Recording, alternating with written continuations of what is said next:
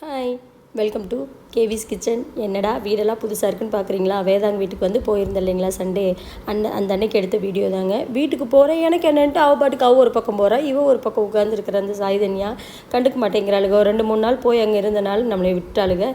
சரி okay, enjoy பண்ணால் சரி, எங்கே இருந்தால் என்ன அப்படின்னு சொல்லிட்டு விட்டுட்டு உட்காந்துட்டு இருந்தேன். போனோடனே எங்கள் அம்மா ஒன்று பாச மலையை பொழிஞ்சிட்டாங்க. போனோடனே ஸ்ட்ராங்காக ஒரு காஃபியை போட்டு கொடுத்தாங்க.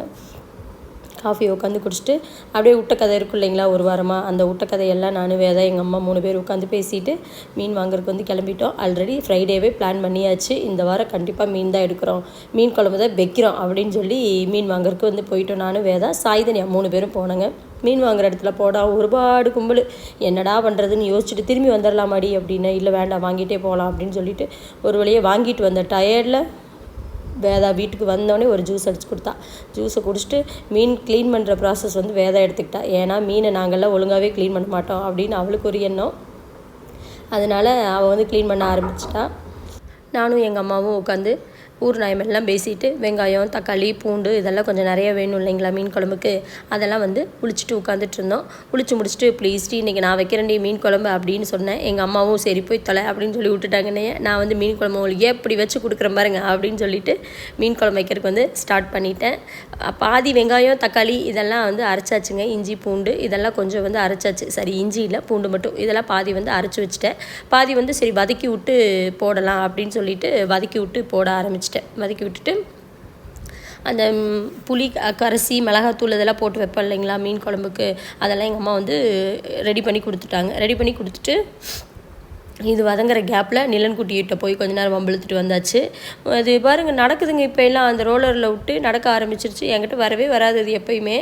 நான் இப்படின்னு சொன்னால் போதும் அழுது அவங்க அம்மா கிட்ட மாட்டி கொடுத்துருவான். அவங்க அம்மா என்னமோ நான் அவனை போட்டு அடின்னு அடித்த மாதிரி என்னை ஒரு லுக்கு விடுவா பாருங்க. ஏண்டி பிள்ளைய அடிச்சியாடி அப்படிம்பா. சத்தியமாக நான் அடிக்கிறடி, அவன் சும்மா அழுகிறாண்டி அப்படின்னு சொல்லிட்டு சிரிச்சுட்டு விளையாண்டுட்ருப்போம். அவன்கிட்டருந்து பேசி முடிச்சுட்டு மீன் குழம்புக்கு பேக் டு மீன் குழம்புங்கிற மாதிரி வந்தாச்சு. மறுபடியும் சட்டிக்கிட்ட வந்து எல்லாம் குடித்து பார்த்து உப்பு காரம் புளி எல்லாம் பார்த்து எனக்கு கரெக்டாக தான் இருந்துச்சு. ஆனால் எங்கள் அம்மாவுக்கு வந்து கொஞ்சம் உப்பு புளி பத்தலைன்னு நினைக்கிறேன். அப்புறம் வேதா வந்து சொன்னா, அம்மா நீ போய் பாருமா, வேணி வந்து ஒழுங்காக வைக்கிறாளான்னு போய் பாரு அப்படின்னு சொல்லிட்டா. எங்கள் அம்மா வந்து இன்ஸ்பெக்ஷன் வந்துட்டாங்க. உடனே இருங்கடி நான் பார்க்குறேன் அப்படின்னு சொல்லிட்டு வந்து பார்த்துட்டு நின்றுட்டு இருந்தாங்க. வேதா வந்து ஒரு புது மிளகாப்பொடி வந்து அரைச்சிருக்காங்க, ட்ரை பண்ணி வச்சுருக்கிறா. அந்த மிளகாப்பொடி போட்டு தான் இன்றைக்கி குழம்பு வந்து வச்சோம். எப்படி இருந்ததுன்னு எண்டில் சொல்கிறேன். நான் புளியெல்லாம் கரைச்சி ஊற்றியாச்சு. ஆனால் இன்னும் கொதியவே இல்லைங்க, லேட் ஆகிடுச்சு. அப்புறம்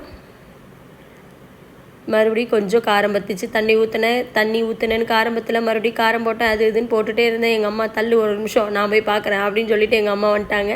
அப்புறம் எங்கள் அம்மா ஊற்றி பார்த்துட்டு கொஞ்சம் உப்பு பத்தலை, மறுபடியும் புளி பத்தலை. ஊர்பட்ட தண்ணி ஊற்றி வச்சா எப்படி உப்பு புளியில் பத்தும் அப்படின்னு சொல்லி திட்டிகிட்டே மறுபடியும் உப்பு கொஞ்சம் புளி கொஞ்சம் இது ரெண்டும் கரைச்சி ஊற்றி விட்டாங்க. அதில் உப்பு போடுறாங்க பார்த்தீங்களா, உப்பு பத்தலை அதில். ஏன்னா ஊர்பட்ட தண்ணி ஊற்றிட்டேன் நான். அதுக்கப்புறம் கொஞ்சம் மஞ்சள் பொடி போடாமல் நான் குழம்பு வச்சுட்டேன். மஞ்சள் பொடி போட்டு தான் குழம்பு வைக்கணும், முதல்ல அது தெரிஞ்சுக்கோ அப்படின்னு சொல்லி டேயான்னு 2 நிமிஷம் கிளாஸ் எல்லாம் எடுத்துகிட்டு மறுபடியும் புளி கொஞ்சம் பத்தலையா புளி ஊற்றி குழம்பெல்லாம் கூட்டி மூடி வந்து வச்சுட்டாங்கங்க. அன்றைக்கி பாதி மீன் குழம்பு நான், பாதி மீன் குழம்பு எங்கள் அம்மா.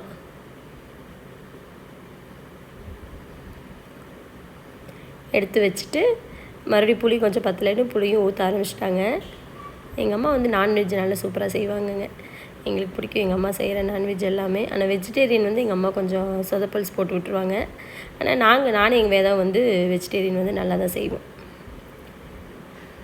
அப்புறம் நிலன் வந்துருச்சு. அங்கேருந்து எங்கடா ஆளவே காணும் அப்படின்னு பார்த்துட்டு இருந்தா நிலன் வந்துருச்சு. எங்கள் அம்மாவை தேடிட்டு, இந்த நிலன் நாய்க்குட்டி எங்கள் அம்மாவை விட்டுட்டு இருக்க மாட்டேங்குது, எப்படி இருக்குன்னு எனக்கு தெரியல. பார்க்கலாம் என்ன பண்ணுறான்னு. மொட்டை அடித்ததுக்கப்புறம் ஊர் கிளம்புறேன்னு சொல்லிட்டு இருக்காங்க எங்கள் அம்மா. இவன் போகிறானா இல்லை பர்த்டேவை கொண்டாடி விட்டுட்டு 1 வருஷம் முடிச்சதுக்கப்புறம் போகிறாங்களா என்னன்னு தெரியல.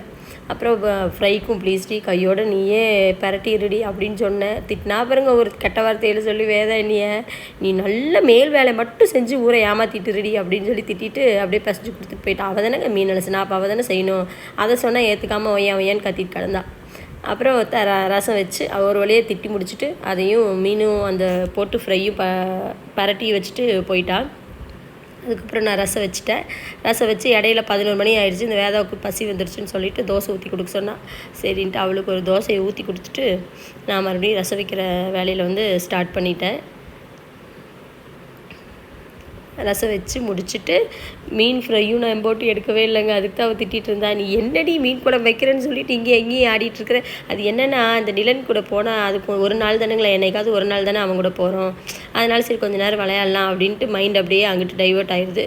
அதை விட நம்ம வீட்டில் தானே எவ்வளோ வேலை செய்கிறோம், வேதாங்க வீட்டுக்கு போயாவது உட்காந்துருக்கலாம் அப்படின்னு சொல்லி ஒரு மைண்ட் செட்டப் ஆயிடுது. எப்போயுமே அவள் வந்தானா இங்கே ஃப்ரீயாக ஆயிடுவா, அங்கே போனான்னா நான் ஃப்ரீயாக ஆயிடுவேன். மேக்ஸிமம் அந்த மாதிரி தான் ஒரு அண்டர்ஸ்டாண்டிங் எங்கள் 2 பேத்துக்குள்ளார அப்படி தான் ஓடும்.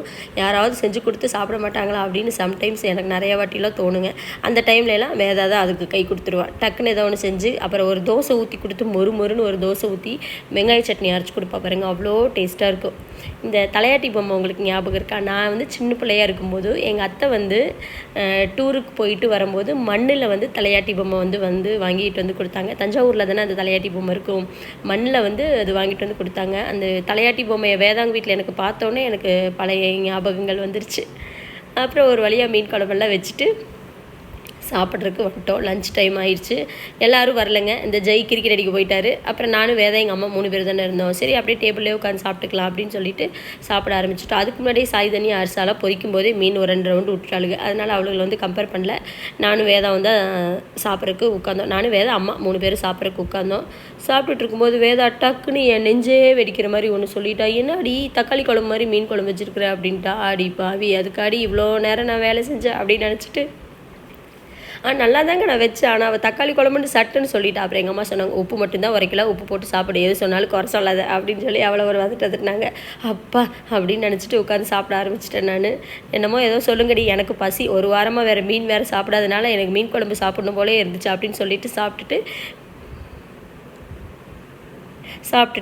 வீட்டுக்கும் பார்சல் பண்ணி எடுத்துகிட்டு வீட்டுக்கும் வந்தாச்சுங்க. வர வழியில் தர்பூசணி வந்து விற்றுச்சுங்களா, தர்பூசணிலாம் வாங்கிட்டு சாய்தன்யா தர்பூசணி பிரியை தர்பூசணி வாங்கிட்டு வீட்டுக்கு வந்தாச்சு. வந்து உட்காந்து சாப்பிட்டுட்டு கொஞ்சம் நேரம் அப்படியே ரிலாக்ஸ் பண்ணிவிட்டு சண்டேவை முடிச்சு